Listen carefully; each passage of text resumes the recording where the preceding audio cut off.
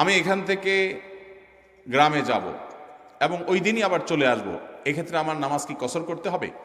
দেখুন, গ্রামে আমরা প্রত্যেকে যার যার বাড়িতে যখন যাব, সেটা আমাদের মূল ঠিকানা, আসল ঠিকানা হলে সেখানে আমি 1 ঘন্টার জন্য যদি যাই, নামাজ আমাকে পুরা পড়তে হবে। নিজের স্থায়ী ঠিকানাতে কখনো কসর হয়? পথে কসর হবে। বাড়িতে যখন চলে গেছেন, আপনার বাড়ি কুমিল্লাতে, আপনার বাড়ি চট্টগ্রামে, আপনার বাড়ি বগুড়াতে বা খুলনাতে বা সিলেটে, আপনার বাড়ি যেখানেই হোক না কেন, যখন সফরের দূরত্ব হবে, নিজের স্থায়ী ঠিকানায় 1 ঘন্টার জন্য যদি যান, সেখানে পুরো নামাজ পড়তে হবে, কসর চলবে। কিন্তু কিছু লোক আছে, গ্রামে বাড়ি আছে ঠিক আছে, কিন্তু তাদের গ্রামের বাড়ি এখন স্থায়ী ঠিকানা না। ধরুন আপনি ঢাকা শহরে বাড়ি কিনছেন বা ফ্ল্যাট কিনছেন, পাসপোর্টে, এনআইডিতে, সরকারি সব কাগজে পত্রে ঠিকানাতে আপনি স্থায়ী ঠিকানাও এটা, বর্তমান ঠিকানাও এটা। গ্রামের বাড়ি আছে কিন্তু ওটা আপনার স্থায়ীও না, বর্তমান ঠিকানাও না, জাস্ট বেড়াইতে যান, ভাই ব্রাদাররা আছে, অন্যরা আছে, তাহলে ওইটাতে আপনি গেস্ট, সেখানে আপনি কসর পড়বেন।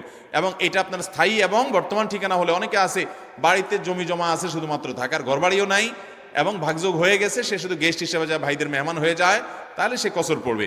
আর না হলে স্থায়ী ঠিকানায় গেলে 1 ঘন্টার জন্য সে কি করতে হবে?